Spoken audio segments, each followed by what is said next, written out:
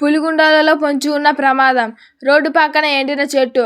ప్రధాన రహదారి పక్కన ఎప్పుడు ఏ ప్రమాదం జరుగుతుందో తెలియాల్సిన పరిస్థితి. ఇదెక్కడో అనుకుంటున్నారా? అయితే ఈ వార్త మీకోసమే. భద్రాద్రి కొత్తగూడెం జిల్లా చర్ల మండలంలోని పులిగుండాల గ్రామంలో ప్రధాన రహదారి పక్కన ఎత్తైన చెట్టు భారీ వర్షాలకు గాను గాలి దుమారానికి ఎప్పుడైనా విరిగిపడే అవకాశం ఉంది.